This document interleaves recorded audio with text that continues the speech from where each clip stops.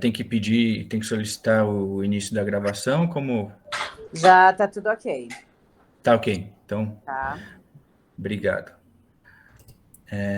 Então, bom, inicialmente eu gostaria de, antes de ler o currículo do nosso palestrante de hoje, o Dr. Lucas Miglioli, gostaria de agradecê-lo, né, por nos brindar hoje aqui com os conhecimentos que, pelo que ele já disse aqui no pré-evento, por assim dizer, se eu entendi corretamente, teremos uma visão muito mais prática da questão e pouco teórica, né? O que, confesso, para mim é bastante interessante essa abordagem. Gostaria de agradecer imensamente a doutora Mariângela, que foi quem viabilizou, né, o contato com o Dr. Lucas e a realização desse evento de hoje. Sem ela, certamente não teríamos conseguido esse evento hoje, que será excepcional. Muito obrigado mesmo, doutora Mariângela. Imagina, ao dispor, teremos outros, se Deus quiser. Logo, se Deus quiser. E então, feitos esse introdutório,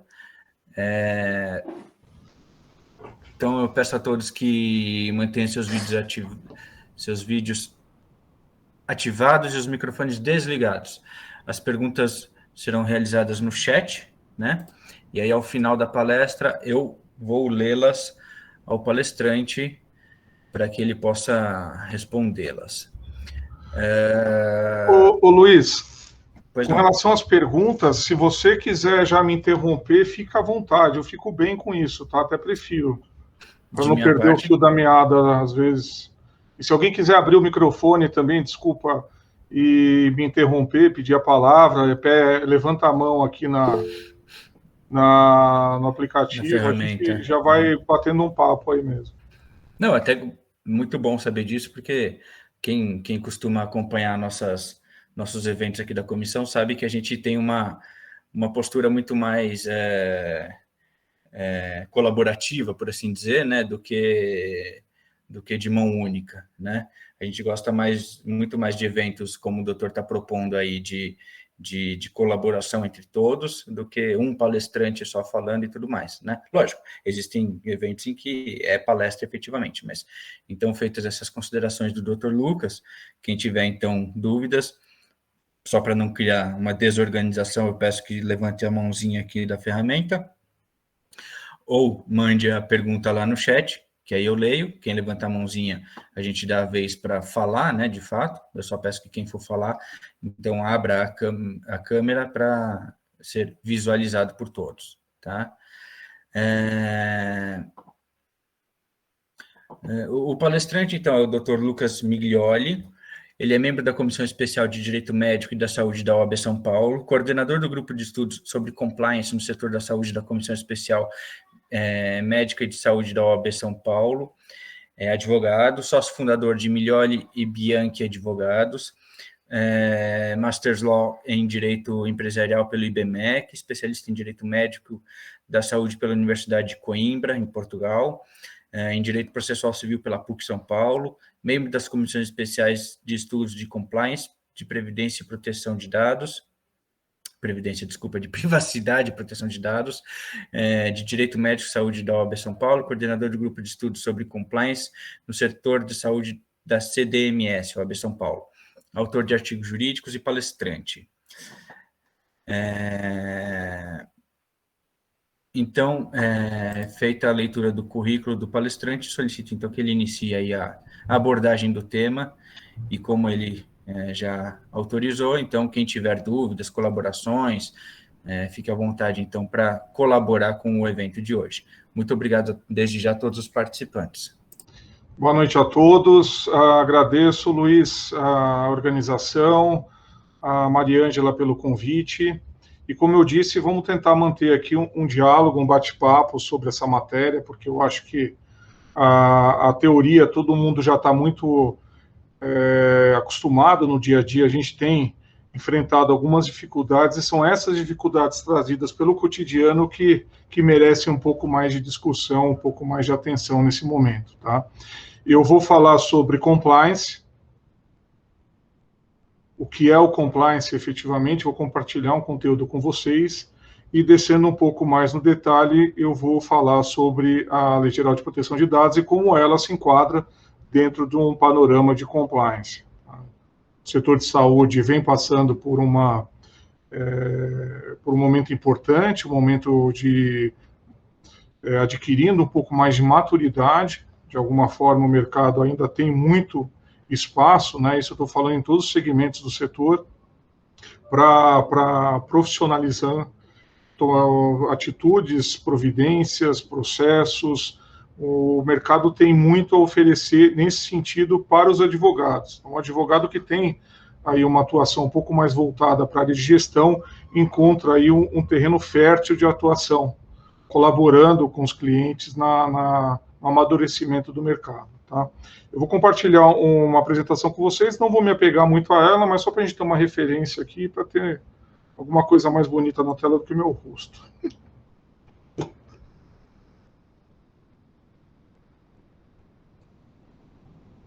Vocês veem a tela? Sim, doutor. Tá ótimo. Então, como eu disse, vou falar sobre LGPD e compliance no setor da saúde, né? LGPD, todo mundo sabe, tá? Eu coloquei aqui até uma transcrição, nada melhor do que a lei, a própria lei, para dizer o que é a LGPD.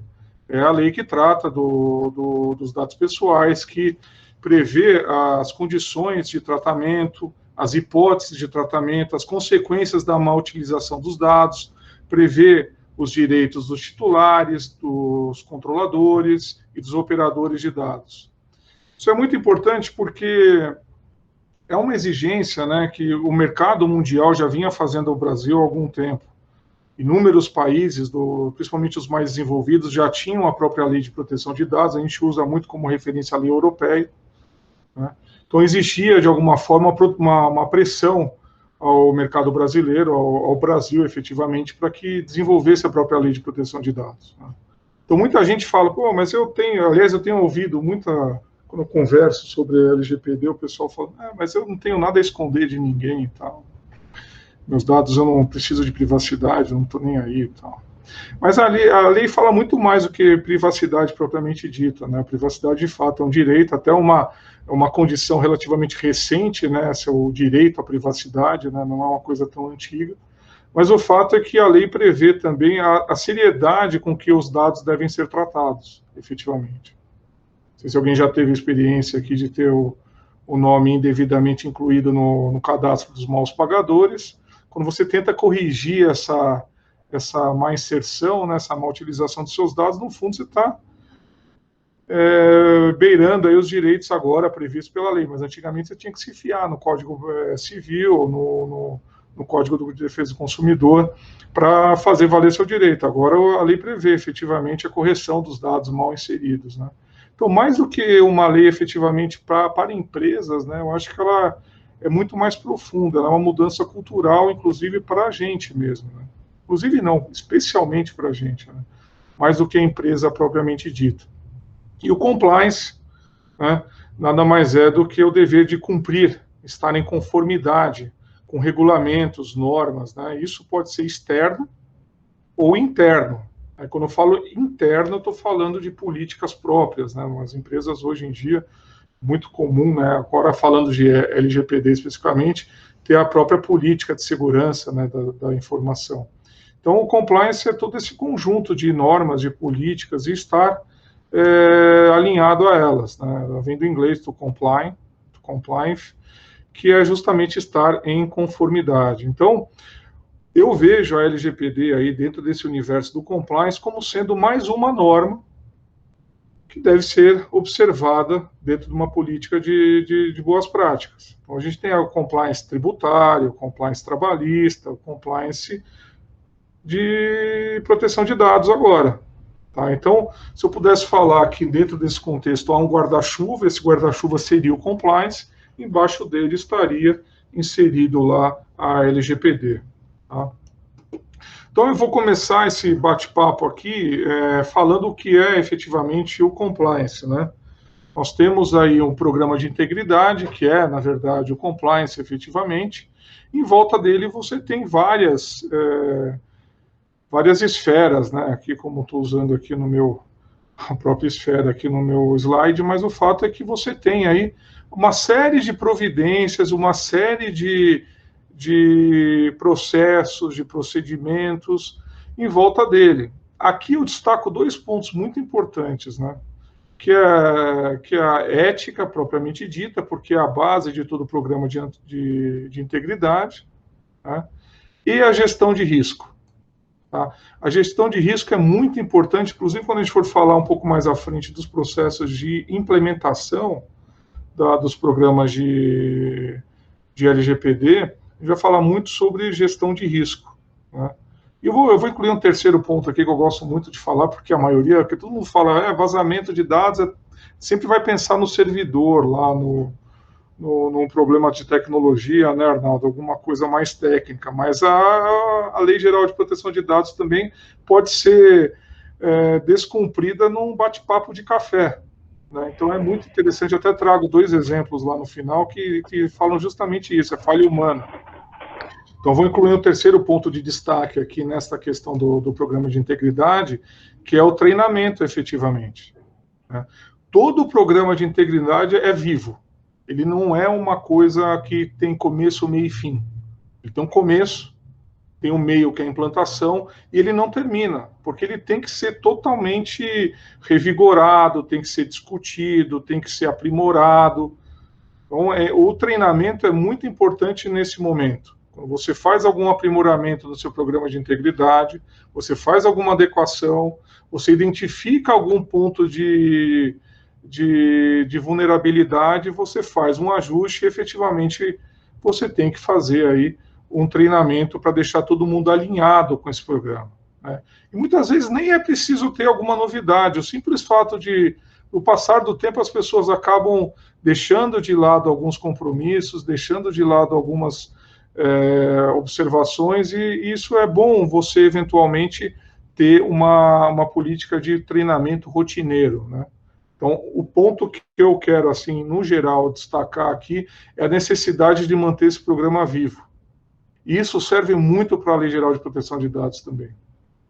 Porque hoje a gente vê, né, na internet o pessoal vendendo kits de LGPD, R$350, você compra o kit e fica LGPD compliant, segundo o anúncio. Mas o fato é que você tem uma necessidade muito maior do que meramente burocrática, né? Com as políticas geradas aí no programa de implementação da LGPD não são meramente feitas de papel, elas têm que ser implementadas, têm que ser explicadas para o funcionário, para as pessoas envolvidas, nós temos que conhecer isso para o nosso dia a dia, né? Então, por isso que eu fico insistindo nesse ponto do treinamento, porque as pessoas têm que vestir a camisa. Tanto que quando a gente vai começar um projeto de implementação, a primeira reunião que a gente faz, uma reunião geral, né, na empresa, é justamente para mostrar a razão de ser da lei e a razão de ser do projeto que a gente está desenvolvendo ali. Eu vou falar um pouco mais sobre o passo a passo, mas quando a gente vai medir vai iniciar o projeto de implementação, a primeira coisa que a gente tem que fazer é coletar informação. Então, se o funcionário, se o colaborador da empresa não estiver disposto a compartilhar aquela informação com a gente, como é que a gente vai desenhar o mapa de dados? E depois o mapa de risco? Então, é imprescindível... Desculpe interromper, a doutora Maria Ângela levantou a mão. Eu levantei porque eu não consigo ficar quieta, né? Mas não é para ficar mesmo. Eu sou uma apaixonada pela LGPD e acho que quem me conhece já percebeu isso. E eu queria aproveitar o gancho aqui, principalmente nesse aspecto do treinamento, só complementar dizendo que, assim, os maiores incidentes, né, que a gente tem, e a gente tem observado muito problemas justamente com funcionários, né?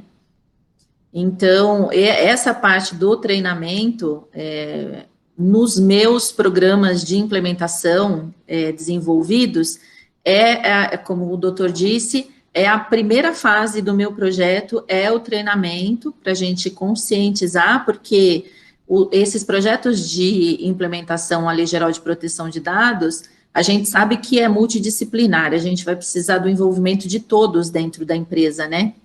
Desde dos níveis mais altos até o chão de fábrica, se for o caso. Então, todo mundo tem que estar engajado nesse projeto, porque a gente vai precisar dessas áreas, né, de informações dessas áreas, e essa parte de conscientização, na minha opinião, dentro de um projeto de implementação da LGPD, é fundamental. É essencial. Mas você tocou num ponto importantíssimo, porque se você não envolver o chão de fábrica, pelo menos eu costumo fazer uma entrevista Sim. com um representante de cada... Eu pego o organograma da empresa e vou ali falar com o representante de cada área. E daí, de repente, tem lá, sei lá, tem um RH que o negócio é meio dividido lá, eu vou conversar com uma outra pessoa do setor também. Porque o gestor, via de regra, não conhece o fluxo de dados. Exatamente. Ele não conhece. Se você não descer no detalhe, aí tem que conversar com todo mundo mesmo, lógico, né? Não vai ficar... Mas, assim, pelo menos alguém representativo daquele ambiente, não digo nem o setor, mas você pegar uma pessoa que tem ali um pouco mais de conexão com o contexto geral daquele setor, daquela área, se você não fizer isso, você não vai ter um retrato fiel. Exatamente. Obrigada, doutor. Não, eu que te agradeço, porque é um ponto... E eu estou falando isso, nós somos todos profissionais da área, né? A gente está falando com advogado. Eu vou olhar para a tela de vez em quando, porque vocês estão nessa aqui e o slide está nessa aqui. Então, o que a gente tem visto no mercado, falando um pouco de mercado de Lei Geral de Proteção de Dados agora, é a grande discrepância de escopo de trabalho e de preço. Porque eu citei esse exemplo aí da internet, de kit de documentos, é bem isso que o pessoal oferece mesmo, a R$350, porque eu comprei, eu queria ver o que eles estavam vendendo. Isso não serve para nada, falando português bem claro. Porque primeiro que esses documentos, ficando nesse exemplo, eles são mal redigidos, né? Então, se você for entrar no detalhe, ele não se aplica especificamente a nada. O cara juntou um monte de informação, jogou tudo lá no papel e a pessoa está comprando aquilo lá com a falsa sensação de que está se protegendo. E a documentação da Lei Geral de Proteção de Dados, ela só faz sentido se ela for desenhada para uma determinada empresa, vamos ficar no exemplo da empresa, e se ela contemplar exatamente todo o fluxo de informação daquela empresa. Então, é muito importante, quando a gente vai oferecer esse serviço para os nossos clientes, que a gente deixe bem claro essa situação. Porque um projeto desse, levando em consideração isso que você acabou de falar, Maria Ângela, da necessidade do diagnóstico, né, da entrevista dos colaboradores, né? Isso demanda muito tempo. Eu acho que se eu for colocar eu tenho isso bem dimensionado, quando eu vou montar um projeto, eu pego o tamanho da empresa, o organograma, e com base na quantidade de horas, eu formato o projeto.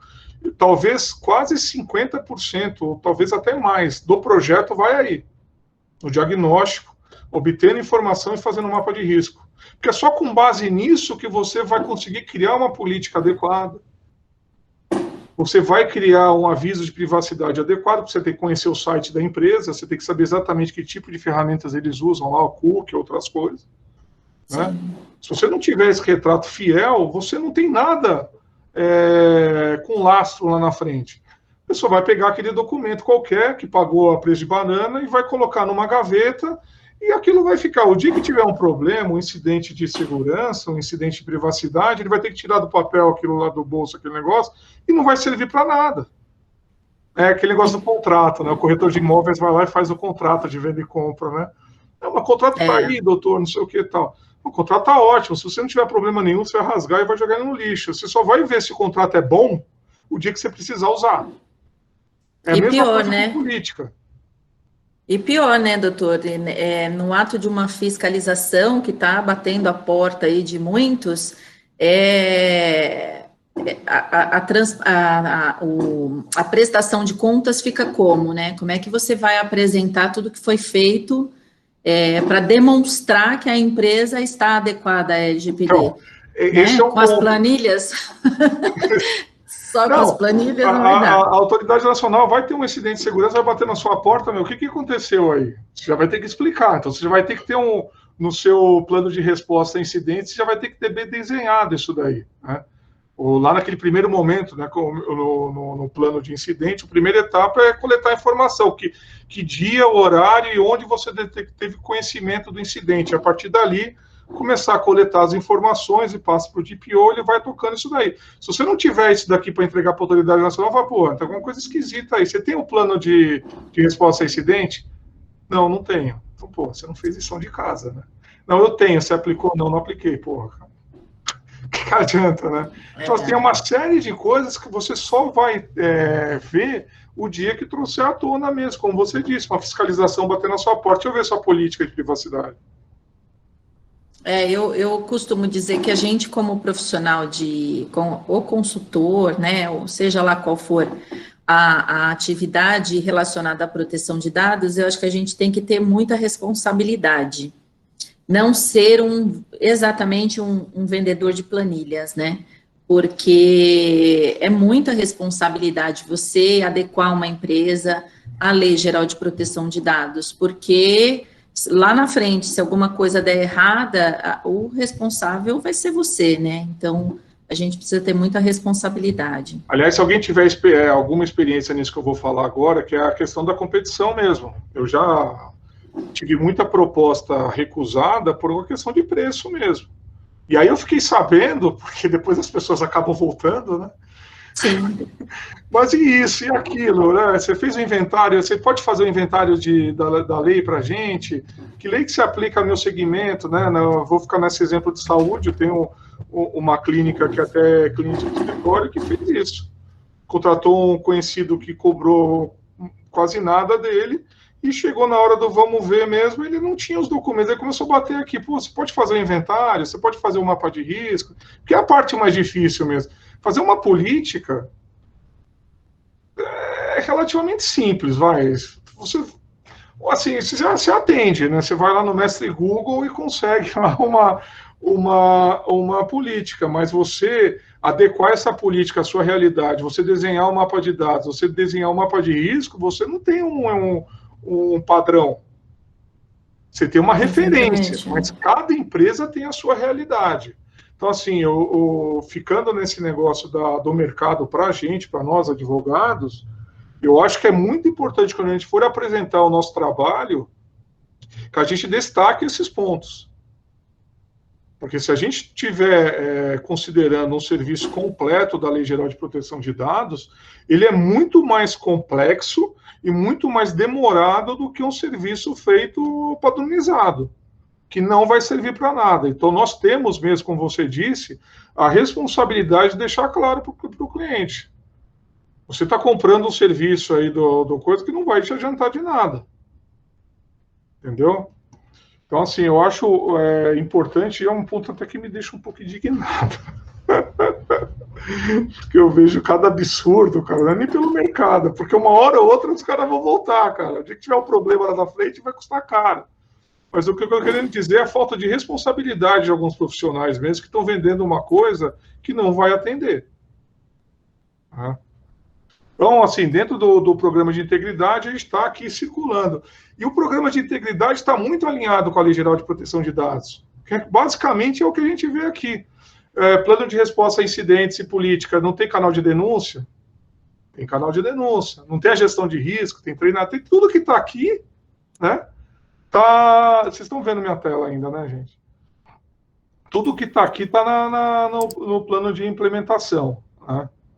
Agora, o que é importante, qual é a razão de ser de um programa de integridade? Aí que está o X da questão, né?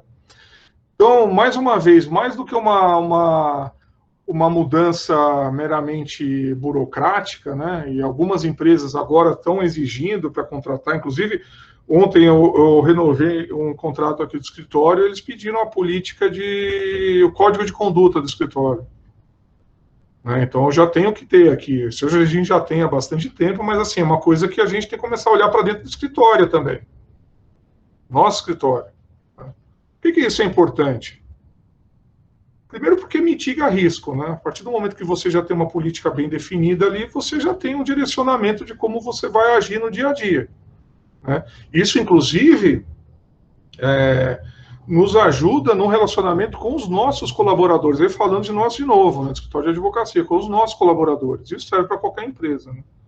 A partir do momento que você tem um programa bem definido, você tem as políticas bem definidas, isso se aplica não só para o compliance, mas para a LGPD também.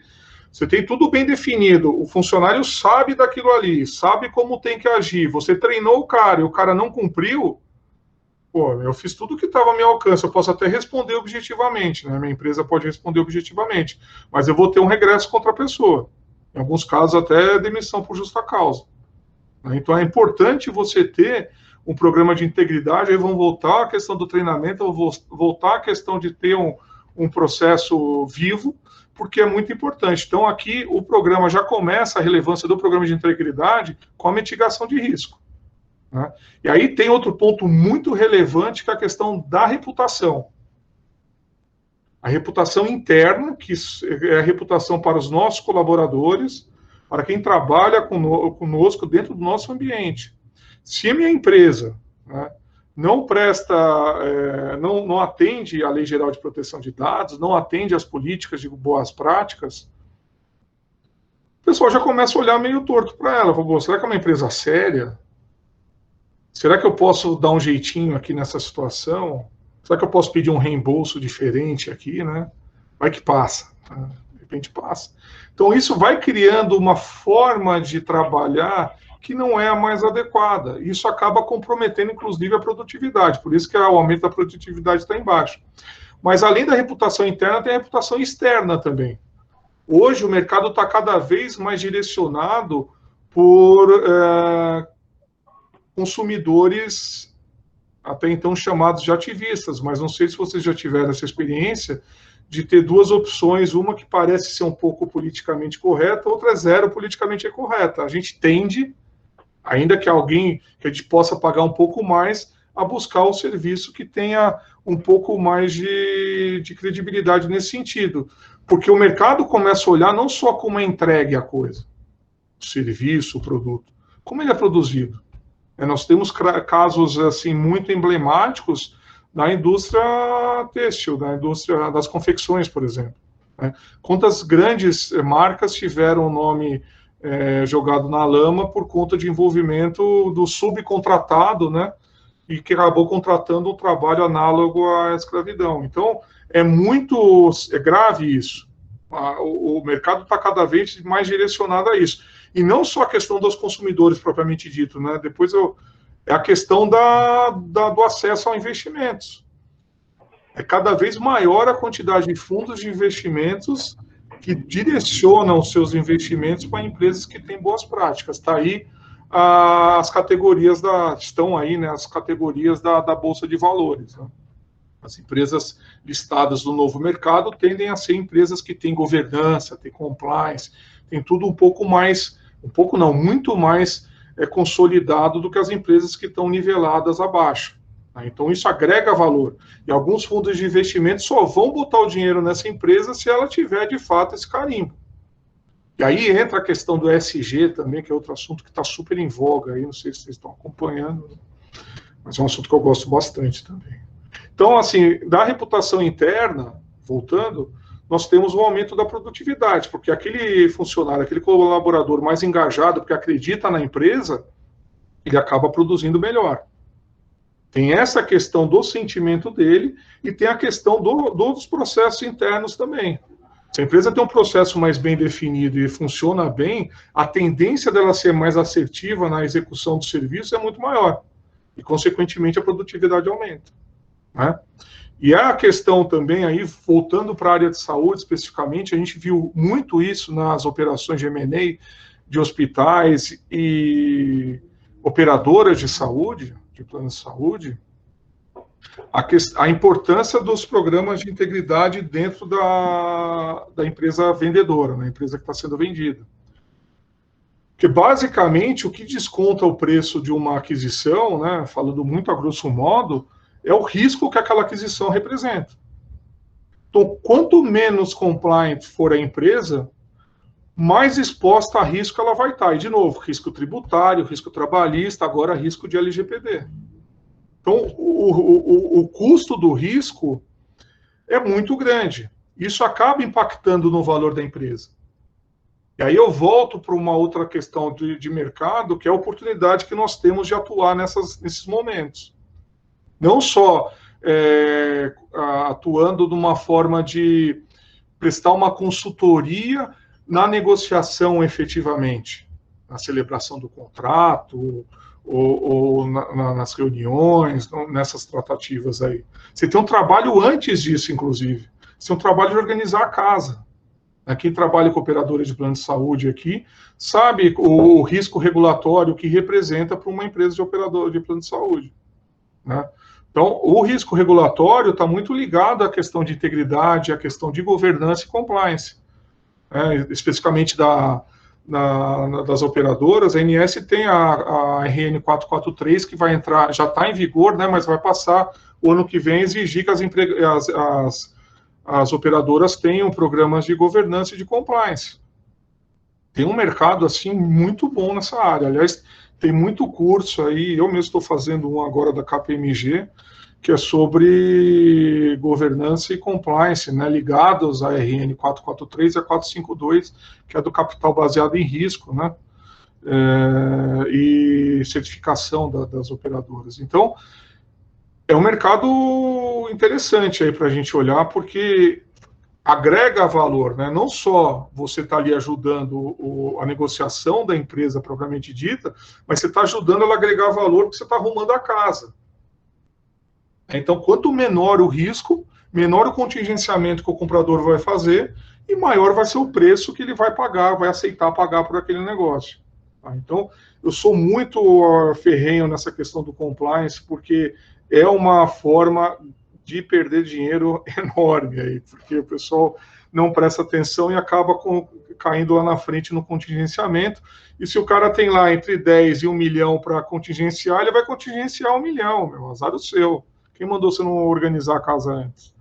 Então é por isso que essa questão de valorização da empresa é um dos pontos mais relevantes aqui do programa de integridade.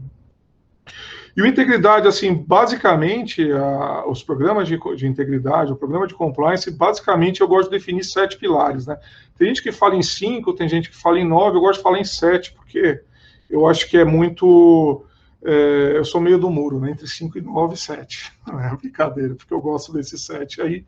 E eu acho que um ponto muito importante que se aplica especificamente à LGPD é a questão do suporte da autogestão.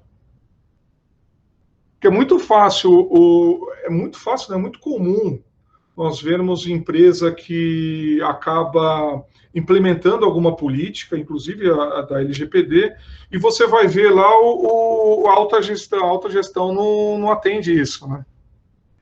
Vejo muito isso de uma maneira mais simples, dress code, sexta-feira. Sextou, todo mundo lá de calça jeans rasgada e camiseta na empresa. Daí sai lá um comunicado geral, olha, a partir de agora não vai ser mais admitido calça jeans nem camiseta. Daí no dia seguinte vem um dos diretores da empresa vestido dessa forma, pô, nem você vai atender o negócio aqui, como é que fica, né? Então a autogestão, ela é imprescindível para agregar qualquer programa de governança e de compliance. Ela tem que aderir, tem que partir dela. É o tone from the top. Tem um caso muito emblemático que quando eu lembro isso, o meu amigo era diretor de uma empresa e ele estava com uma dificuldade, porque uma das regras de segurança lá do prédio onde eles estavam instalados era o uso de crachá, e ninguém da empresa usava crachá e ninguém queria usar. Eles fizeram um monte de aviso, mandaram carta, mandaram não sei o quê, mandaram e-mail, ninguém usava. Então, o cara pegou um diretor lá e falou, quer saber, eu vou pegar e vou começar a usar. O diretor começou a usar, na sequência o pessoal veio de cadeia de cima para baixo. Se o diretor, se a alta direção não der o suporte a qualquer política, independentemente do que seja, eu dei um exemplo do crachá, né, um exemplo básico, dei um exemplo da calça jeans. Você imagina se o cara não respeitar as regras de governança, as regras de compliance, as regras da LGPD. Pô, se o cara não está respeitando, por que eu vou respeitar? Então nós temos que nos preocupar com isso, tone from the top. Tá? A criação de políticas... Carlos, me fez uma pergunta aqui, se dentro dos 7 pilares, a comunicação não seria o 8º. Sim, a gente poderia falar no 8º, a comunicação, mas eu insiro ela dentro das políticas. Porque quando eu falo de política, eu não estou falando só de papel, estou falando de permear na cultura da empresa. Aquela política tem que ser viva, tem que estar dentro da empresa, ela tem que ser objeto de treinamento, ela tem que ser divulgada internamente, externamente, para todo mundo que se relaciona com a empresa. Então, a comunicação, para mim, está inserida dentro da política. E é essencial. E não só a comunicação das políticas em si, né? As regras que a empresa segue, as normas. Não é só isso. A comunicação, inclusive, de denúncias. Um canal de compliance, um sistema de integridade, inclusive da LGPD, só funciona se as pessoas se sentirem confortáveis e seguras em denunciar alguma coisa. E mais do que isso, elas têm que saber que aquela denúncia vai surtir algum efeito.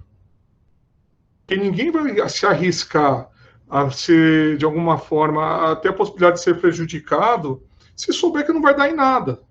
Isso depois, inclusive, contra a própria empresa, né? Pô, tem um canal de denúncia, eu fiz um monte de denúncia, ninguém fez nada, e eu não vou fazer mais denúncia, e pior ainda, eu vou fazer o que eu estava denunciando, eu vou acabar fazendo também.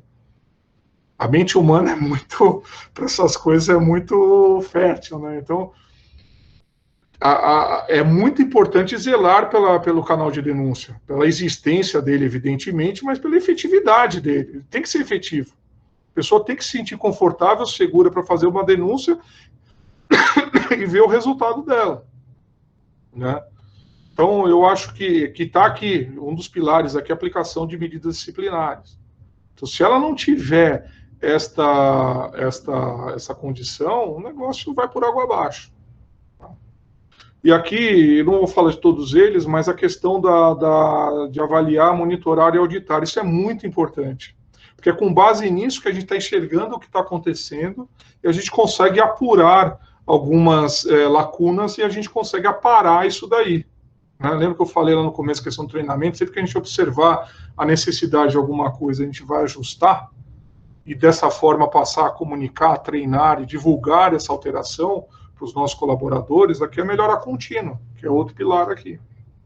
Né? Então, assim, o programa de compliance ele é vivo, ele tem que ser ajustado no dia a dia, ele não é uma coisa efetivamente inflexível, não pode ser, se ele for, ele está errado, ele tem que ser aderente à realidade da empresa, e também a gente não pode criar obstáculos, dificuldades, que vão prejudicar a própria empresa. A empresa pode assumir determinados riscos.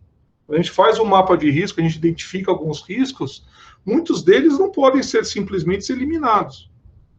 Não consegue eliminar todos os riscos, você consegue mitigar. Por isso que eu falo formas de mitigação de risco. Tem risco que existe, você vai mitigar o risco e a empresa tem que tomar decisão. Pô, eu vou assumir esse risco ou não? Só que para ela assumir essa posição, tomar essa decisão, ela tem que saber onde está pisando. Então, essa questão de monitoramento é muito importante. A empresa precisa saber o que está fazendo. Nós, os gestores, precisamos saber a que riscos estamos sujeitos e se estamos ou não dispostos a aceitá-lo. E muita gente assume risco, porque é inerente ao negócio, né? Principalmente quando a gente fala de empresas novas, empreendedoras ou empreendedores, a disponibilidade, a disposição de tomada de risco é muito maior. Isso se aplica em qualquer coisa, até investimento financeiro. Você tem um investimento lá que é a poupança, que é super seguro, e você tem um investimento que é um pouco mais arriscado, mas você tem a chance de ganhar mais. Eu conheço uma, eu conheço outra, eu vou decidir para onde eu vou. E isso cabe ao profissional do direito, quando está desempenhando essa função de implementação do programa de compliance ou programa de implantação da LGPD, ele tem que desenhar isso e mostrar para a pessoa, para o cliente, que a tomada de decisão tem que partir de uma informação correta, e cabe a gente, não a decisão efetivamente, mas mostrarmos o risco, mostrarmos as formas de mitigação e as consequências desse risco.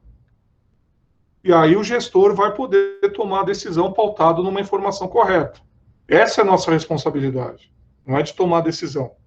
Te orienta, mostra as consequências de cada opção, e cabe ao gestor tomar essa opção. Por isso, de novo, que eu faço essa crítica para as pessoas que estão oferecendo serviços de compliance de LGPD que não são desenhados especificamente para a empresa para a qual ele está vendendo. Porque não mostra os riscos efetivos do negócio da pessoa. E cada empresa tem um fluxo de informação, como a Maria Ângela falou, diferente. Dá para você conversar com uma pessoa da empresa e achar que desenhou um mapa de dados da empresa inteira. Isso não existe. Isso não serve para nada. É mais que uma questão meramente comercial, é uma questão de responsabilidade. Então, cabe a gente, os profissionais do direito, a olharmos para isso. Então, falando um pouco mais agora, indo para a questão da LGPD especificamente, né, saindo um pouco da parte do compliance, mas está o tempo inteiro interagindo entre as duas formas, de novo, né, o compliance, o guarda-chuva, LGPD, um item embaixo dele aliado à questão do tributário, à questão trabalhista e outras coisas mais, né. Normalmente, quando eu falo de projeto de implementação de LGPD, e aí eu queria ouvir vocês também, se vocês puderem compartilhar, eu segmento o projeto de implantação em 4 etapas. Tá? A primeira, como a gente já conversou aqui, que eu acho que concentra a maior parte do trabalho, é a questão do diagnóstico. Nele eu vou fazer as entrevistas, vou entrevistar os principais responsáveis por cada área, e às vezes, de novo, né, eu acabo conversando com mais de uma pessoa de uma área.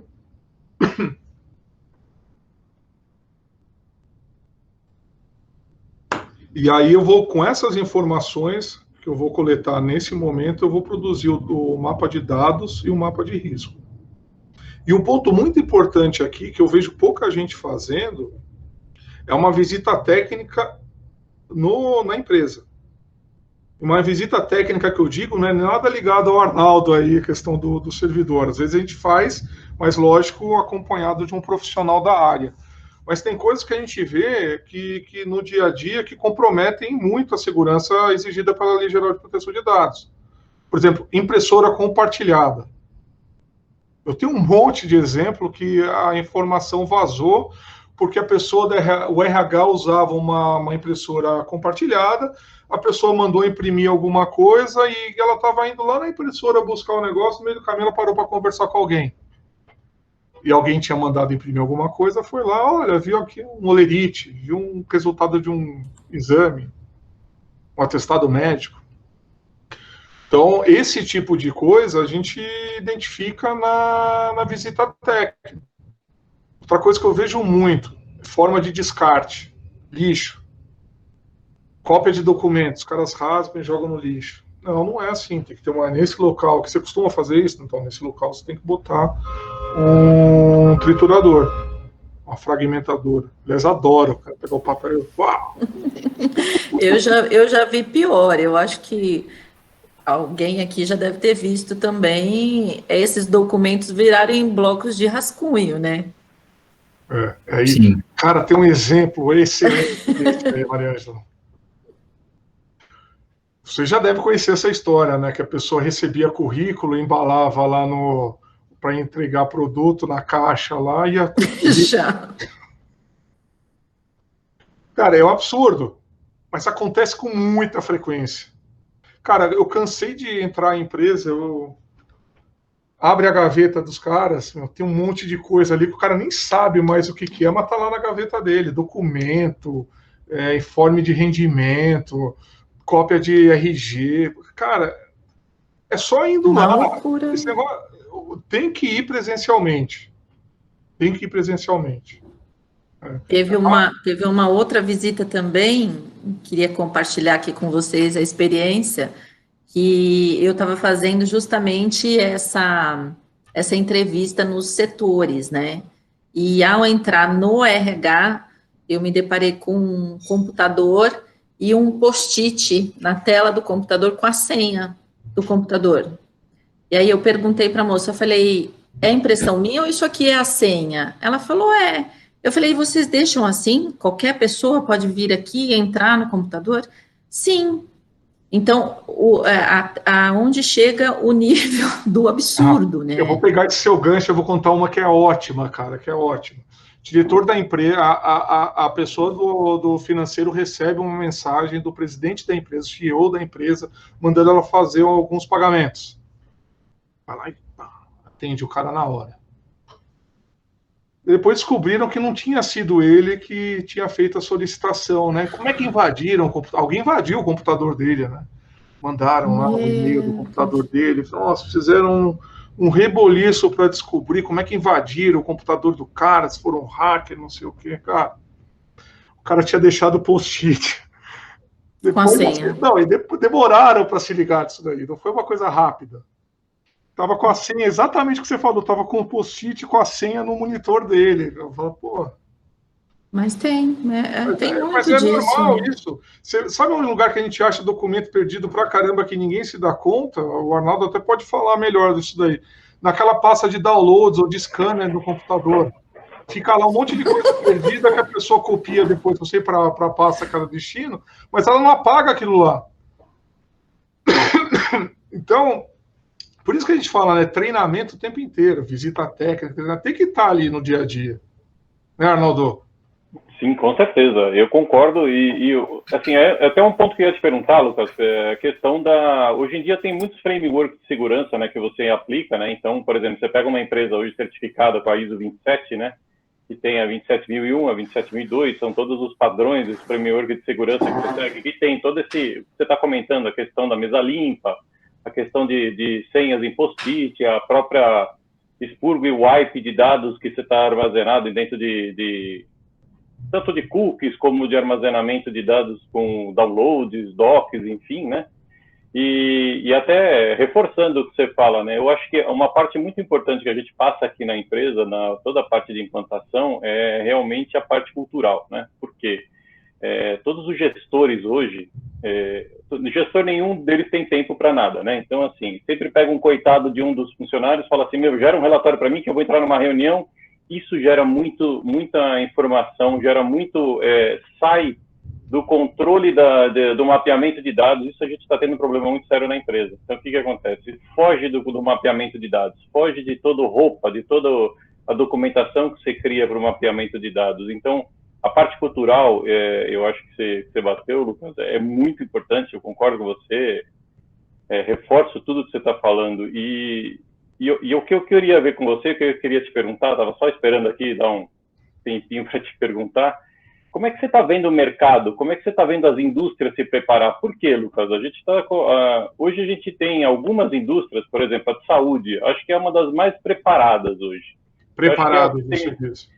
Isso. Elas estão mais se preocupando, né? Já tivemos alguns problemas aí com as drogarias, né? Teve uma drogaria, inclusive, em Minas Gerais, que eu participei, inclusive, é parte da empresa que eu trabalho, então, o compartilhamento desses dados, sempre dá o seu CPF e isso daí começou a gerar um problema muito sério, tanto se não me engano, para a drogaria São Paulo. Mas a gente, em contrapartida, você pega uma área de tecnologia, que é onde nasceu, basicamente, né? Vamos ser muito, muito sincero, né? A GDPR veio para inibir e para quebrar essas big ITs, né? Que são a Amazon, Microsoft, Facebook, LinkedIn, enfim, né? Que ficam manipulando os dados, ganham milhões e milhões, e são as maiores potências hoje do mundo, basicamente vendendo dados das pessoas, né? Isso está cada vez pior, né? Mas, enfim. Mas eles vieram para tentar inibir isso um pouco. E hoje, aqui na empresa, a gente depara muito com a área de tecnologia, empresas Big Four aí trabalhando, não vou falar nome porque nós estamos gravando, mas que não aceitam a LGPD, não enxergam como sendo responsáveis pela LGPD, principalmente operadoras de links de comunicação, né? Que aí o artigo 5º, inciso 10, fala claramente, né? Que a transferência também é um processamento de dados, Sim. Né? E aí eu queria ver qual que é a sua visão, referente a essa parte de indústrias mesmo, né? Como é que você vê essa preparação de mercado? Eu, assim, no geral, né? Eu vejo sempre aquela descrença, né? Será que a lei vai pegar ou não? Mas eu vou investir, né? Aí tem a segunda parte, né? Eu não sei se a lei vai pegar ou não, então por que eu vou fazer um investimento para me proteger disso daqui?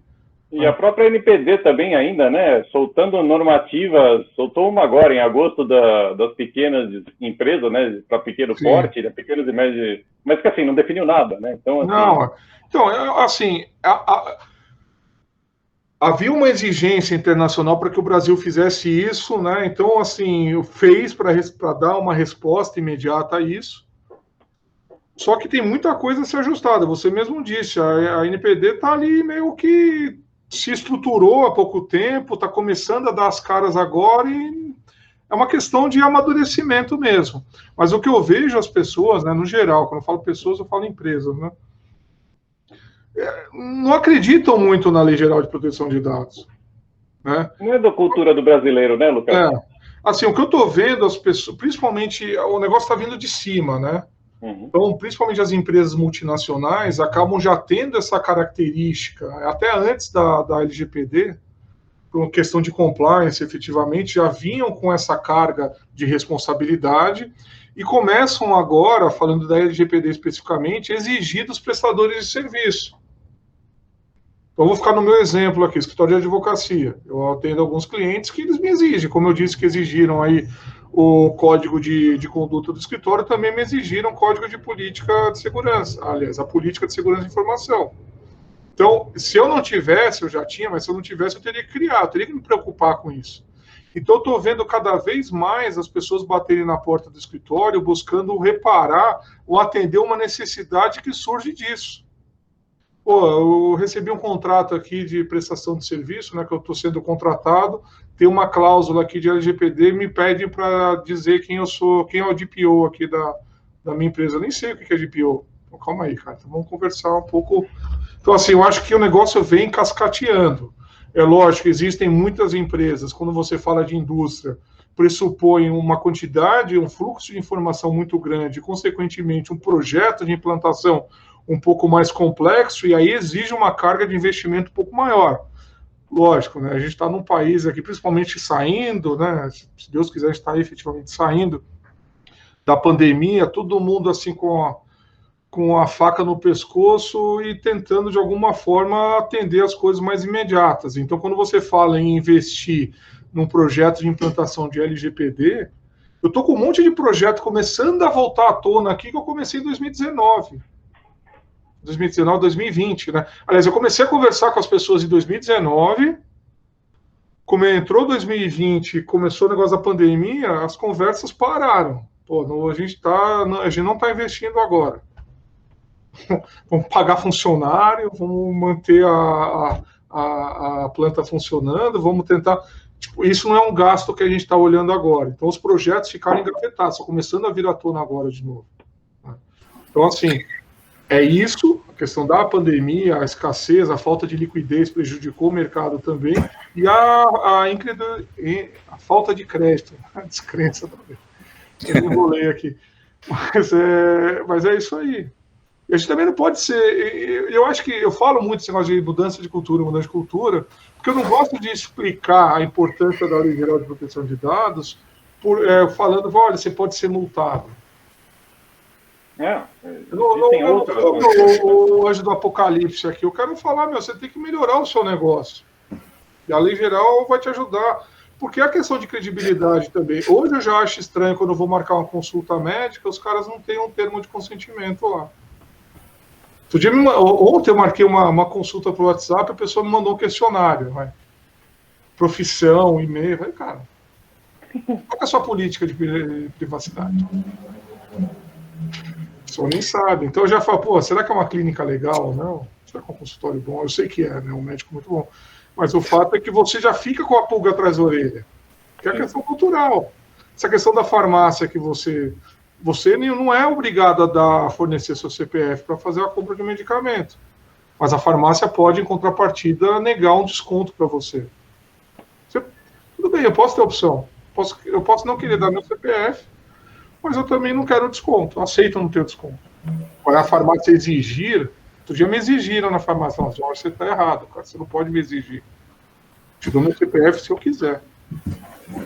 E uma coisa que eu não sei se o Dr. Lucas já presenciou também, o Chain sabe que a gente vivencia isso um pouco também, que o Dr. Lucas comentou de vir de cima para baixo, né, das grandes empresas que vão se adequando e um efeito praticamente cascata, né, pelo que eu entendi ali da argumentação dele. Um problema que a gente tem visto bastante e que me incomoda um pouco também é a questão de como a lei estrangeira, na verdade, veio antes. E a gente aqui no Brasil tem aquela síndrome do patinho feio, né? Tudo que é lá de fora é melhor do que o nosso. As empresas grandes, pelo menos, vêm sempre com aquela... Não, mas na GDPR diz isso, isso e isso, não sei o quê. A minha política global intergaláctica diz que, de acordo com a cláusula tal da GDPR, vai ser assim assado. Não, desculpa, tudo bem, a GDPR de fato fala isso, né? Mas a LGPD ou não fala isso ou fala diferente. E nós estamos no Brasil. E eu acho que isso é uma coisa que a gente precisa começar a ver aqui no Brasil também, de buscar implementar a nossa lei, né? Que, embora seja baseada lá na GDPR, né? Mas é uma questão que a gente vê, inclusive, muito nessas questões dessas mesmas empresas lá, de links, né? Que o Chain citou. É muito complicado isso. Mas é a questão de cultura, né? Da mesma forma que a gente está vendo isso, a gente tem que propagar isso daqui para frente. É uma mudança de hábito. Exato. E aí, de novo, né? Não só a LGPD, mas tudo que envolve...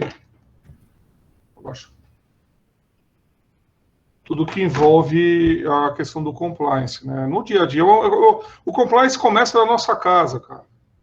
Quando a gente deixa de aceitar algumas as pequenas corrupções, né? Uhum. Parar em fila dupla, gatonete, tem umas coisas que você tem que... Cadastrar o e-mail da empresa no Netflix, né? Como o e-mail de... Enfim. Nossa, tem coisinhas, cara, que assim, a gente acaba não percebendo que são culturais, né? Por isso que o negócio, a base está na mudança da cultura. A gente acaba aceitando. O brasileiro tem muito isso, né? Se você é muito certinho, o que você é? Caxias. Já tem um negócio meio pejorativo, né? Você fala, pô, o cara é muito Caxias. Tá? Então, assim, começa daí, da base mesmo, nessa mudança de conceito, né? Aliás, aqui, voltando um pouco, então eu falei aqui do diagnóstico, esse bate-papo todo, né, com relação aos funcionários, né? A Maria Angela falou bem essa questão de ir lá no chão da fábrica, que é essencial. Então, com base nessas entrevistas, nesse bate-papo, a gente vai desenhar um mapa de risco e um mapa de dados. Né? Com base nele, a gente vai fazer todo o projeto. Então, no segundo passo aqui da nossa implantação, nós fazemos a parte de governança, né? Que é nomear, criar uma estrutura mesmo, né? Com o encarregado de dados, de PO, e criar assim, uma gestão na área de segurança da informação, né? E gestor de risco. Não é lógico, né? Uma empresa TI especificamente, ela precisa ter uma estrutura muito complexa, né? Muito grande, mas você pode capacitar e nomear algumas pessoas, inclusive o próprio encarregado de dados, né? Tem muita empresa fazendo isso, pegando alguém, elegendo alguém internamente, capacitando, né? Fazendo treinamento, mandando essa pessoa fazer cursos e, de alguma forma, a pessoa vai se especializando nisso e acaba assumindo também a função de DPO, né? Principalmente nas médias empresas. Tá? Ô, Lucas, deixa eu tirar uma dúvida para você. Onde que você enxerga que o DPO deve ficar dentro da estrutura? Porque, como a Mari comentou, realmente é multidisciplinar, né? Então, ele tem uma perna na tecnologia, uma perna no compliance ou processos, que seja, e uma perna dentro do jurídico. Onde que você acha que essa torre esse DPO deve ficar? Você diz fisicamente ou dentro do organograma? Organograma. Tá, eu acho que ele tem que estar, de alguma forma, livre dessas áreas. Eu tenho visto muito pessoal colocar embaixo do jurídico. Não acho que seja a melhor opção. Existe um conflito de interesse também, né? Eu acho que, assim, eu gosto dessas funções, né, que são de encarregado de dados, assim, Nem tanto, mas tem algumas funções, principalmente aquelas ligadas à denúncia, né, quando a gente fala de compliance, é um setor um pouco mais que abrange, muito mais abrangente do que falar especificamente do encarregado de dados. Eu gosto de deixar essas pessoas isoladas no organograma com reporte direto do topo. Tá? Parte do board, né, para poder ter não ter o conflito de interesse, né? Trabalhar sem ingerência nenhuma. Quanto mais direta for a atuação, melhor. No caso do encarregado de PO, eu tenho visto as mais diversas, a grande maioria ligada à área de TI especificamente, e muitas outras ligadas à área do corporativo, do jurídico corporativo. Tá? Mas basicamente é ligada à área de tecnologia. Sei, eu não tenho visto na prática nenhum entrave com relação a isso, está embaixo do jurídico da tecnologia. Do jurídico eu não acho nem muito adequado, porque na hipótese de um incidente, o cara embaixo da tecnologia, ele vai ter muito mais ingerência sobre as coisas e tentar reparar o dano ou tentar correr atrás do que qualquer outra função. Né? Talvez ele ficando embaixo do jurídico, ele tem um pouco mais de dificuldade para atuar na reparação, na contenção do incidente específico. Lógico que ele vai ter mais facilidade em fazer reporte, produzir relatório, aquela coisa mais burocrática, mas eu não vejo assim efetivamente na contenção do incidente especificamente isso. Você vê onde isso, Arnaldo? Para falar a verdade, a minha estrutura que eu montei, estou embaixo do jurídico, só que eu tenho as 3 especialidades. Eu tenho minha perna jurídica, eu tenho minha perna técnica, né? Eu também sou perito, mas eu tenho um time especialista em tecnologia embaixo para fazer esse reporte. E aí, como a sonda ela é muito grande, ela abrange quase todos os ramos de tecnologia, né? A gente costuma até brincar que vende de um alfinete a um foguete dentro da sonda, a gente desenvolve, tem data center, tem cloud, enfim, tem tudo. Então, assim, eu pego dentro de cada área, eu criei uma pessoa responsável, seria um head. Um ponto de interlocução. É isso aí. E aí ele interage com esse meu time, aí eu tenho toda a parte compliance, que vai me responder, que hoje, inclusive, a gente já está seguindo para a implantação da 27701, por causa da certificação da 27, né? Que é o do Data Privacy. E aí eu estou atrelado ao jurídico para poder, claro, fazer toda a parte de peticionamento, toda a parte que é necessário e comunicação com a NPD, que seja, e toda essa interface com uma parte mais burocrática que você comentou, né? Mas você tem o prazer de estar na nossa companhia, né? Oi? E para ter o prazer de estar na nossa companhia. Com certeza. Do advogado, você diz? Exatamente. Exatamente. É um prazer inenarrável, cara. Almoçar com advogado é a coisa mais legal que tem, cara. Contando histórias. Bom, daí feito essa... Não está consolidado, né, Lucas? Cada empresa está trabalhando de uma forma. Sim, cara, né? É isso. Por isso que eu gosto muito de ouvir as experiências, porque elas agregam muito. A gente não tem uma receita pronta, cara. Sim. Eu estou migrando para um modelo agora que eu estou brigando aqui no meu board, porque o que acontece? Hoje a Sonda é um grupo, nós temos 66 CNPJs. Não existe um Buda que vai conhecer todos os processos de 66 CNPJs. Então, assim, eu estou vendo muito modelo hoje sendo o CPO, né? Que é o C-Level com o Privacy Officer, né? Então, ele seria a pessoa, mas aí sim, ele destaca de uma área para não ter o conflito de interesse, faz parte do board de reporte direto à presidência, e aí monta essa estrutura da mesma forma com os DPOs atrelado e fazendo inclusive criando produtos para isso, né? Produtizando para venda, é o que você está falando, não só cuspir uma planilha, mas ter uma estrutura que consiga suportar toda essa análise e esse mapeamento necessário, né? Então, assim, estou tentando trazer essa visão para dentro da empresa e ver se eu vou conseguir disseminar aqui dentro. Mas já é uma visão, assim, bem mais avançada, né, do que a gente vê no mercado em geral, né? Mas eu acho que é uma referência ideal, né? Difícil de implementar, principalmente quando a gente fala de um mercado como o brasileiro, mas talvez um modelo ideal mesmo, talvez seja um modelo ideal. Porque eu estou pensando agora, porque, mais uma vez, não estou puxando sardinha, não estou trazendo a experiência, mas a Sonda ela é da América Latina, né? Então, a gente está estruturando isso e nós vamos começar, que nem o Chile vai começar agora, tem acho que a Lei 81, se eu não me engano, do Chile, mas eles são muito mais virados para governo do que para privado, né? Então, eles estão reeditando toda a legislação lá, estão rasgando a do Pinochet, fazendo toda do zero. Então, eles estão começando a olhar para a privacidade. Se eu não me engano, a Colômbia vai começar também, a Argentina, Panamá, se eu não me engano, já implantou. Então, assim, aí com essa visão, você tem um C-Level com toda essa visão corporativa, já olhando com o pé na GDPR e toda a América Latina... faz muito mais sentido. Consegue disseminar.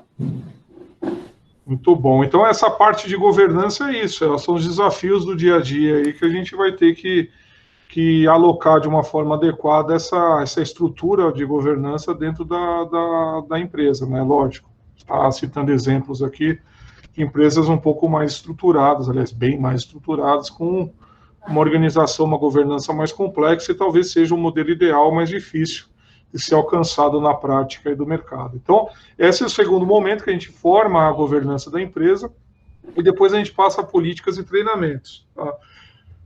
Por que essas duas etapas estão juntas? Porque quando a gente cria a política, e aí quando eu ensino em política, não só a política da segurança e informação, eu ensino também o aviso de privacidade e o termo de consentimento, aliás, os dois termos de compromisso de consentimento, os dois termos que a gente usa, né, de compromisso e responsabilidade e o de consentimento aqui.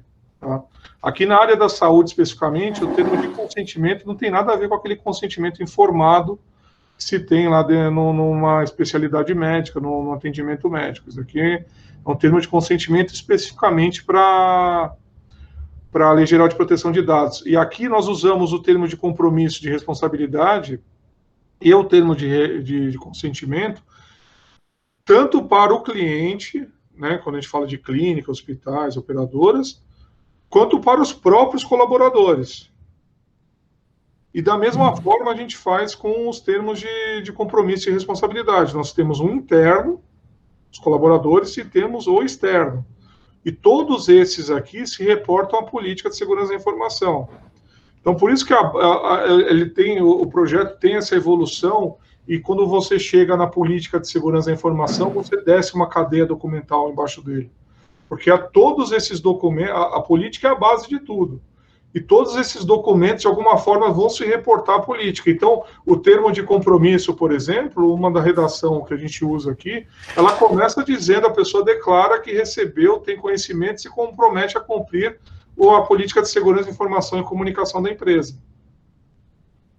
Lembra que eu falei, isso daqui é uma coisa que a gente tem que divulgar, não é para guardar na gaveta, é toda hora mostrar, toda hora falar, toda hora aparar alguma aresta aí, de alguma forma, ter isso sempre vivo dentro da empresa, né? E aí vem a parte do treinamento. Não adianta nada, você criou lá a melhor política possível, todos os termos, você se protegeu de tudo quanto é forma, mas o que você quer não é responsabilizar o cara, você quer que o cara não cometa o erro, que gere um incidente de segurança. Então, você não quer apagar o incêndio, você quer que o incêndio não ocorra. Então, esse treinamento tem que estar ali sempre batendo a porta. No nosso projeto, né, isso eu estou falando de uma forma constante, mas no nosso projeto a gente tem o treinamento inicial, que a gente diz o que é a lei, para que é o projeto, é onde a gente vai, o que a gente precisa do colaborador, mas aqui quando a gente institui, bate o martelo, né, valida as políticas, os termos, a gente faz um segundo treinamento que é para mostrar, olha pessoal, a gente decidiu isso daqui, chegou esse modelo, isso aqui vai ser implementado dessa forma, a gente apresenta os documentos para as pessoas e tem ali um diálogo para que fique claro aquele documento, né, aqueles documentos. E termina, o nosso projeto termina com a gestão de crise, que é basicamente o plano de resposta a incidente. O plano de resposta a incidente é importante por dois motivos. E por isso por esses motivos, ele precisa ser desenhado especificamente para a empresa. Primeiro motivo, efetivamente, o plano de resposta a incidente, antes disso, é o que a empresa vai fazer num incidente de segurança, de privacidade. Ela fez tudo o que podia, ela tinha a melhor política, tinha a melhor parte técnica, o melhor firewall, mas uma hora ou outra alguma coisa aconteceu e ocorreu um incidente de segurança. Quando a gente fala em tecnologia, né, é uma briga de gato e rato. Né? Um dia a segurança está na frente, outro dia a vulnerabilidade está na frente, e aí vai indo, uma hora ou outra alguma coisa escapa, ou num bate-papo de café, alguém faz uma fofoca lá. O que a gente faz quando isso acontece? Então, o plano de segurança, de resposta a incidentes, é importante pelo primeiro motivo, é justamente por direcionar os atos a serem praticados quando um incidente é identificado. O que a gente vai fazer para estancar o dano, estancar o vazamento, ou interromper o vazamento, e mitigar os danos decorrentes dele. Então, o primeiro ponto importante por causa disso. Ele tem uma sequência de atos a serem praticados. Né? E o segundo ponto é justamente o relatório e a comunicação à autoridade nacional, e também que vai usar, aliás, a existência do plano e de toda a lição de casa que a gente falou lá no começo, e a execução dele para apurar se vai ou não aplicar alguma penalidade e mensurar essa penalidade. Então, a dosimetria da penalidade vai ser baseada em toda a lição de casa que foi feita, inclusive na existência e na execução do plano de resposta a incidentes. Então, por isso que ele é importante também. Então, voltando aqui à questão de construir de acordo com a realidade da empresa, é justamente por esta necessidade de ser executado que ele tem que refletir a realidade da empresa. Não adianta nada a empresa criar um plano que ela não vai conseguir executar. Por isso que esse plano tem que ser adequado à realidade da empresa, tem que ser adequado ao mapa de dados que a empresa tem. E cada empresa tem a sua estrutura, tem a sua forma de comunicação, tem o seu organograma. Então, um plano de resposta a incidente tem que ser construído, tem que ser desenhado para aquela finalidade, para aquela empresa. Alguém ia fazer um comentário aí, Arnaldo? Eu para variar, né? Muito bom. A gente está aprendendo com você aqui, jovem. Imagina, que é isso. O que você acha de um plano de resposta, de um plano de crise, Lucas? Porque, assim, hoje eu estou estruturando isso aqui, por quê? Não envolve só, é o que você falou, né? A parte de segurança, Zero Day, tem toda aquela papagaiada de segurança, vulnerabilidade, análise de vulnerabilidade. Eu não vou mergulhar no técnico aqui, não vamos escovar a bit, que não é o nosso fórum. Mas, quando a gente tem um incidente de segurança, até você fazer uma análise forense, identificar o que aconteceu, estancar, ver qual que é realmente o que aconteceu de prejuízo para a empresa. E aí eu estou falando de prejuízo de imagem da empresa, né? Então, assim, um ponto muito importante, é por isso que eu estou criando esse plano de crise aqui dentro da empresa, que é a questão de como que vai ser comunicado isso ao mercado. Até que ponto isso vai afetar a imagem da empresa, né? Puta, cara, isso é um ponto, ele é um dos tópicos do nosso plano de gestão de resposta a incidente, o plano de resposta a incidente, que é a comunicação, a empresa eleger um interlocutor, um porta-voz,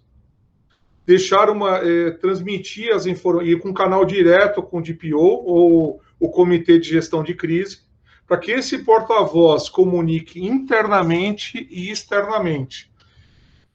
Algum contato de imprensa, algum contato de interessado, de cliente. Então, esse cara tem que ser interlocutor. Todas as conversas da empresa têm que ser direcionadas a esse cara. Pô, mas e se o funcionário saiu na porta da clínica, veio um repórter entrevistá-lo? Esse cara tem que estar preparado também. Então, há necessidade de fazer um cascateamento de informações. Então, os funcionários, né, falando de comunicação especificamente, têm que ser comunicados do que aconteceu e do que está sendo feito. E orientados a darem respostas num contato deste de rua, por exemplo. Olha, estamos apurando respostas vagas, mas assertivas, né? No sentido de que não sabemos ainda estamos apurando o que está acontecendo. Até no plano dou uma sugestão de texto.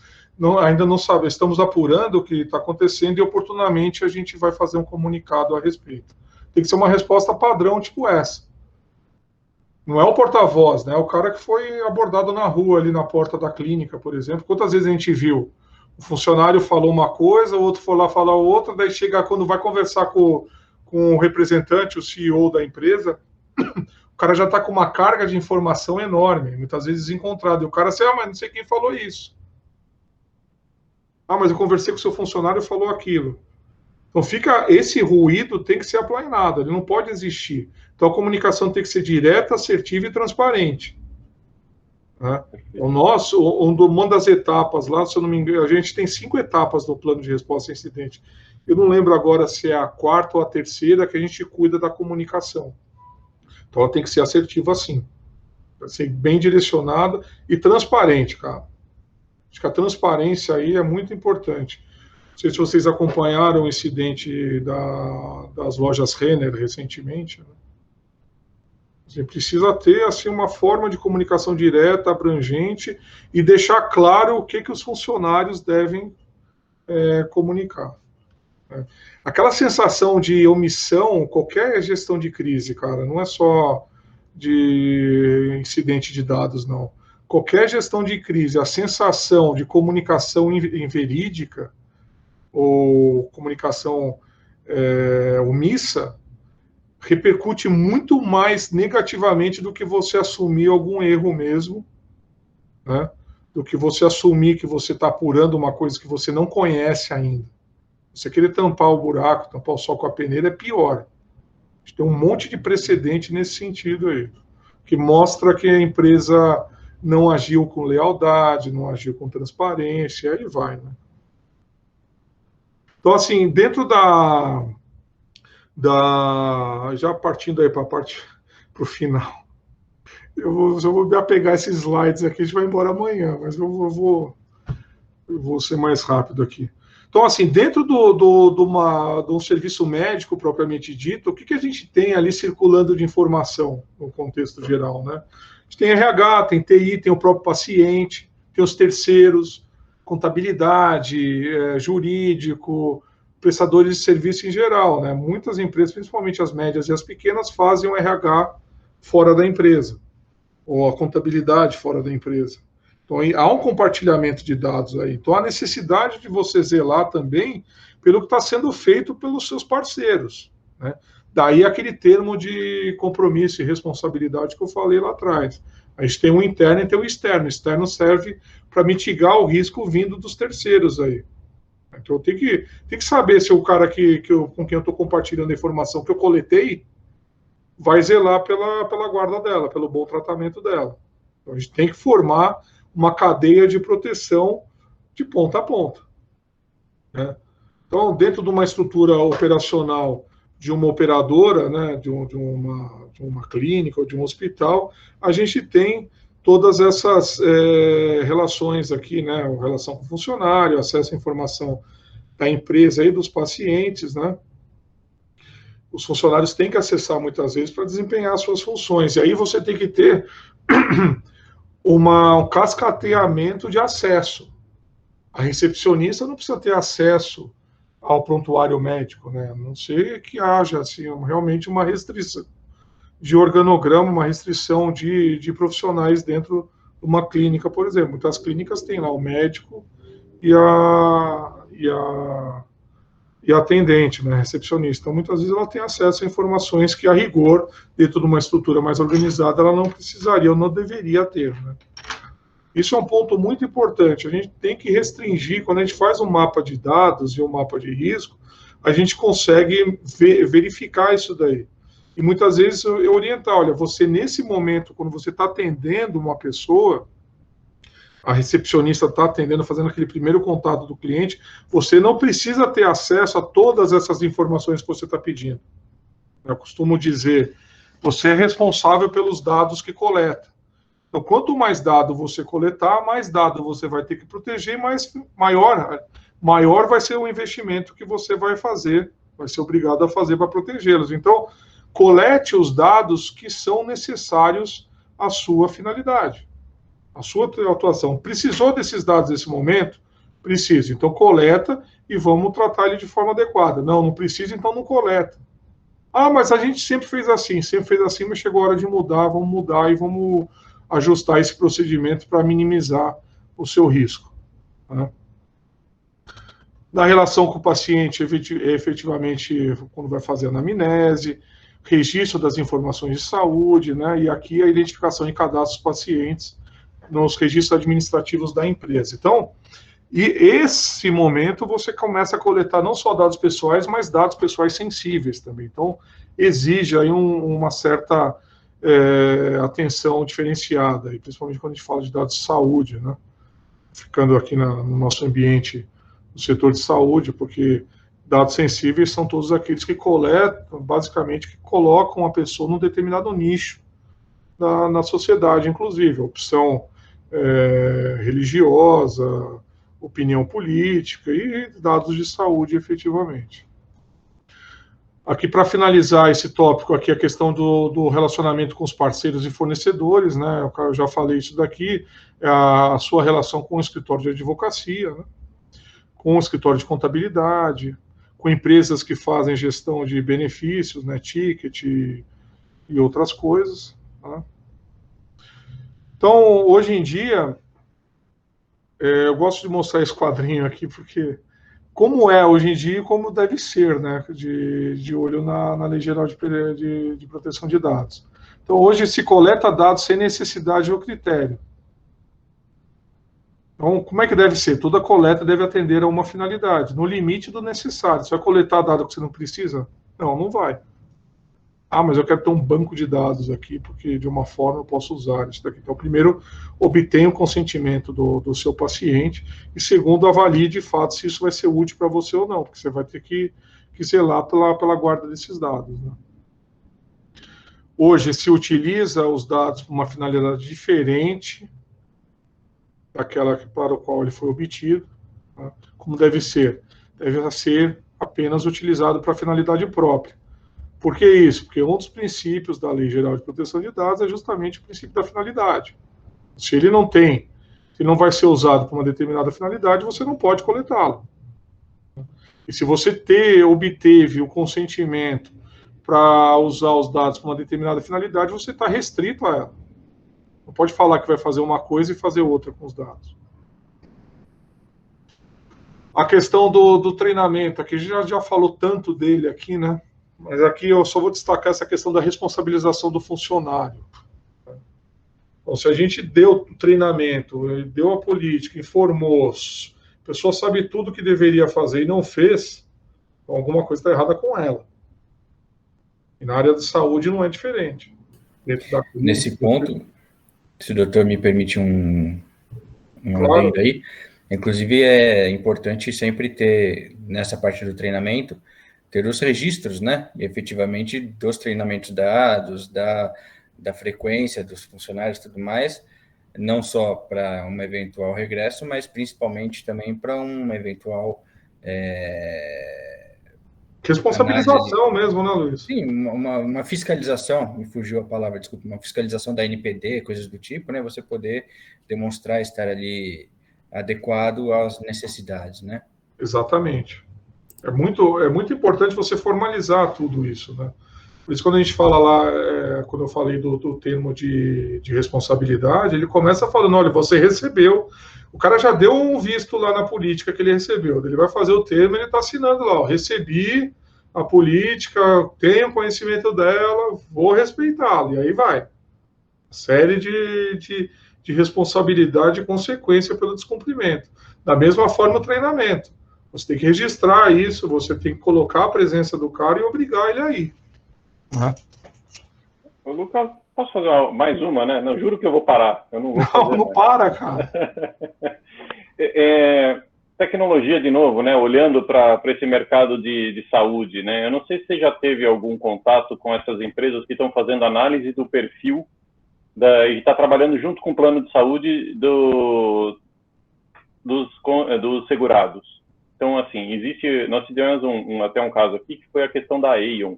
A Aon faz uma análise do seu perfil de saúde para depois subsidiar para a empresa melhores planos de saúde, enfim, mais adequado para os seus funcionários. Uhum. Até que ponto eles estão trabalhando? Porque aí eles estão entrando numa seara realmente de dados sensíveis, eles estão coletando tantos dados, e até que ponto é bom para nós, funcionários?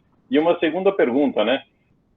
Qual que é a sua visão? Porque, assim, tecnologia você sabe como é que é. Quanto mais dados você coletar, mais você vai levar a uma inteligência artificial e você vai chegar num nível que vai ser igual a um perfil de utilização de carro. Se você é um cara sedentário, que você fuma, que você não faz exercício, porque você está sendo rastreado 24 horas, né?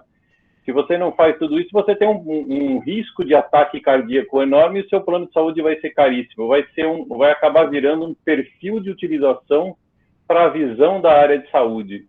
Como é que você vê isso com a LGPD também? É preciso ter em mente que não há, dentro da nossa normativa aqui, você não pode ter essa seleção de risco pelas operadoras de plano de saúde. Então, isso aqui no mercado brasileiro é proibido fazer. Né? Em alguns outros países, quando você fala de seguro especificamente, até há isso. Uma análise mais detalhada do seu perfil aqui também. De seguro de vida, por exemplo. Mas quando você fala aqui no Brasil, operador de plano de saúde, você não pode fazer isso. Mas o fato é que algumas empresas, como você disse, voltando, eu te respondi a segunda, agora eu vou voltar para a primeira. Você tem aí, de fato, o compartilhamento, nesse caso, de dados sensíveis, dados pessoais sensíveis. Primeiro, ele tem que ter uma finalidade. Nessa hipótese, deve haver o consentimento do colaborador. E num segundo ponto, que eu acho que é a base, que eu conheço um pouco desse mercado também,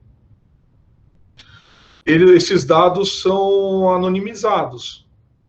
Você não deve, o ideal, né, é vincular essas informações a uma determinada pessoa. Né? Ou deveriam ser, né? Mas esse tipo de segmento está crescendo bastante, que é o plano, o produto faz o serviço para a empresa que vai contratar o plano de saúde. Então, ela consegue identificar a utilização, o perfil das pessoas, mas ela está para a empresa contratante do plano de saúde. O plano de saúde não pode usar essa informação. E essa informação deve ir para a empresa de uma forma anonimizada. Ela não pode ser vinculada a uma determinada pessoa. Porque isso também pode ter outras implicações, né? Você sabe que uma pessoa pode ser sujeito, pode estar mais suscetível a uma determinada doença, ou estar fazendo um tratamento para uma determinada doença. Alguém pode pensar duas vezes antes de dar uma promoção para essa pessoa, né? Sim, com certeza. Que é aquele bate-papo do café, né? Pô, você sabe quem? Pô, sabe quem eu acho que está grávida, não sei o quê, a pessoa da RH comentando com outra pessoa. Pô, já pode criar uma restrição aí dentro da empresa. Pô, não sei quem está faltando direto. Ih, eu acho que ele está com algum problema de saúde e tal, não sei o quê, porque eu vi lá. Né? Então, isso pode criar outros problemas, não só ligados a relacionamento externo, né, como operador de plano de saúde, nesse exemplo que você deu, mas internamente da empresa também. Então, esses dados não podem ser vinculados. Eles têm que ser anonimizados. Deveria, né? Eu falo deveria porque, né? Quando você questiona isso, a empresa vai falar que você está entrando no segredo industrial do processamento dos dados dela e não vai te abrir o que eles fazem com esses dados. Né? Então, assim, há uma caixa travar em contrato, seja o que Deus quiser, né? Porque não tem muito o que fazer, né? Não, e hoje em dia, né, cara, é difícil você falar em uma coisa que você não consiga rastrear. Então, assim, ainda que haja um discurso, na prática mesmo, dificilmente você vai conseguir um dado efetivamente anônimo, né? Anonimizado. Nem o nosso governo se preparou, né? Você colocar lá no Jus Brasil, você acha dado de quem você quiser, né? Então... Infelizmente, tem lá o CD Antigamente era o CD lá no centro da cidade. Bom, mas aqui de novo, né? Então, treinamento, responsabilização do funcionário, né? E mais do que isso, né? Evitar de fato que ele cometa algum deslize. Né? Mais do que responsabilizá-lo, a gente quer ajudá-lo a não cometer nenhum deslize. E aí eu cito como exemplo, né? Os e-mails, os anexos maliciosos, né? Porque é a forma mais básica de golpe, né? Quando a gente fala de tecnologia, de internet, é o golpe mais básico que tem, mas impressionante a quantidade de gente que cai nesses golpes. Né? Até peguei aqui uma informação do Infomoney, quase 184 milhões de spams foram enviados em 2020. Qualquer percentual aqui, por menor que seja, em número efetivo, é muita coisa, é muito grande. Né? E o Brasil tem uma importância nesse mercado aqui. Pô, se a China está em quarto lugar, tendo enviado 6,21%, o Brasil está na sequência aqui com 3,26% de ataques desse tipo. A Rússia segue lá em primeiro lugar, mas o fato é que o volume disso, independentemente de onde venha, é muito significativo. E por que isso é importante? Porque a quantidade que a gente recebe isso no dia a dia é muito grande. Se o funcionário não tiver bem tratado, bem treinado para isso, ele vai acabar uma hora ou outra deslizando. Às vezes eu recebo coisa aqui, eu fico na dúvida, pô, será que é, será que não é? Daí eu vou lá olhar o e-mail, enviou, e às vezes o cara troca um L por um I, ou não tem um ponto. Então, assim, são detalhes que, se você realmente não tiver ligado, né, você cai. Então, o funcionário tem que estar o tempo inteiro ali sendo orientado a evitar esse tipo de situação. Eu uso isso daqui como uma referência, mas tem outros tantos muito mais complexos que esse, mas esse chama atenção pelo volume e pela assertividade dele, embora seja um dos mais simples que tem. Qualquer um pode cair. Um phishing, né? A gente faz isso aqui, Lucas, periodicamente, cai diretor direto, um atrás do outro. É impressionante. Direto.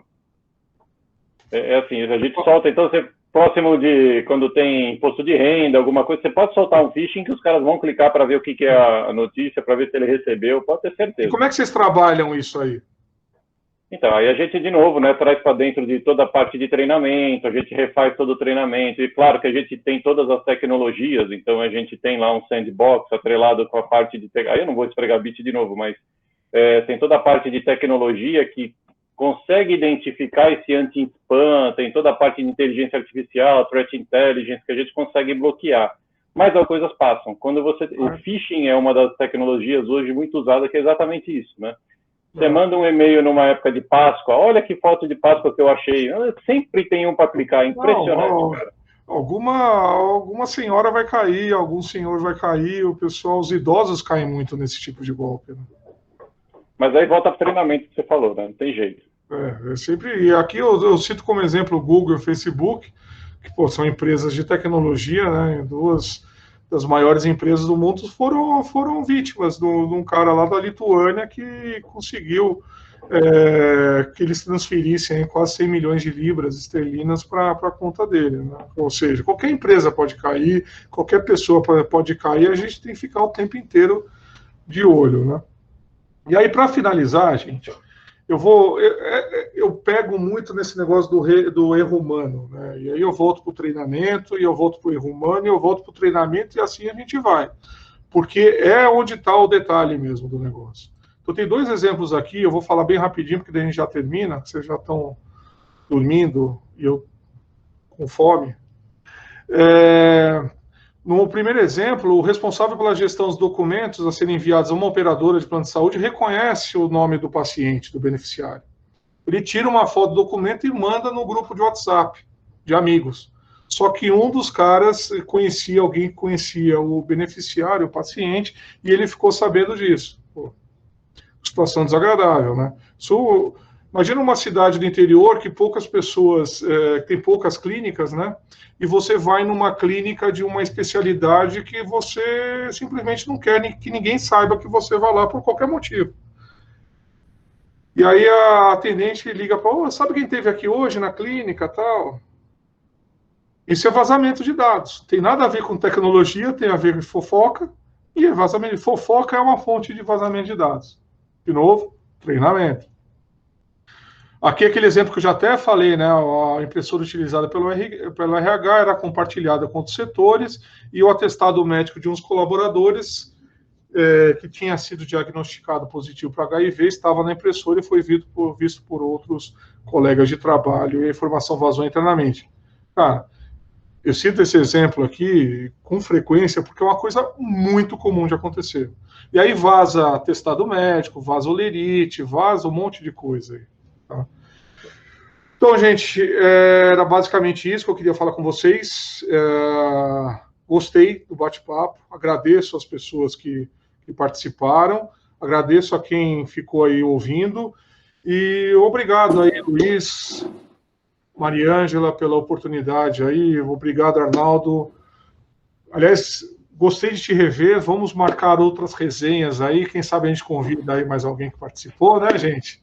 Vocês mandam aí os contatos, a gente faz um happy hour, porque agora que a pandemia está na reta final, a gente está arrumando desculpa para passear. Então, legal. Gostei de conversar com vocês. Fazer uma nova palestra de LGPD ali no Juarez, tá tudo certo, vamos... É um risco, né, cara? A gente falou isso daqui da questão do treinamento, tudo, e o treinamento quando a pessoa tiver tomado uma, se começar a contar história. Aí tem que LGPD da embriaguez também, cara. Bom, mas é isso, cara. De novo, é uma coisa nova, é uma coisa que todo mundo está se adaptando. Nova não a lei, mas o dia a dia dela é novo. Então, sempre que eu tiver a oportunidade de trocar ideia, eu estou à disposição. E, cara, meus contatos estão aqui, se vocês quiserem me adicionar lá, e a gente é uma forma muito efetiva de conversar. Por isso que eu sei, Arnaldo, que você está aí fronhado na questão tecnológica, cara. Eu acompanho, sou seu seguidor lá no LinkedIn. Pô, eu sou bem restrito, não estou postando quase nada, mas vou mandar uma mensagem para a gente conversar. Então é isso, gente. Perguntas? Eu agradeço imensamente aí ao Dr. Lucas. Foi, de fato, um evento excepcional. Gostei bastante. Uma visão bastante interessante sobre o tema. Você fala isso para todos, Luiz. Não, dessa vez é verdade. Dessa vez eu estou falando de verdade. As outras você mentiu, então, cara. Conta a sua história. Mas agradecer imensamente ao Dr. Lucas. Para quem tiver interesse, eu coloquei ali meu LinkedIn no chat. Agradecer mais uma vez à doutora Mariângela, que viabilizou a realização desse evento hoje através do Dr. Lucas. Agradecer do Chaim aí pelas colaborações que foram muito ricas, muito interessantes, e eu particularmente sou super favorável e adepto desse tipo de evento, né, mais colaborativo e menos expositivo, por assim dizer, né, eu acho muito mais útil. E é isso, agradeço imensamente a participação de todos, a paciência aí, por qualquer situação que tivermos aí, e convido desde já o Dr. Lucas a novamente vir aí estar com a gente em outros eventos, outros temas que porventura queira falar. Estou à disposição, cara. E é isso, agradeço a todos. E então, como já me pediram aqui para encerrar devido ao avançado da hora, então dou por encerrada essa reunião de hoje aqui, essa palestra, e fico à disposição de todos via LinkedIn, via meus contatos. Muito obrigado a todos, boa noite e até a próxima. Boa noite, pessoal. Obrigado. Tchau, tchau. Arnaldo, falamos. Um abraço. Falamos. Obrigado, doutor. Obrigada, doutor. Obrigada. Tchau.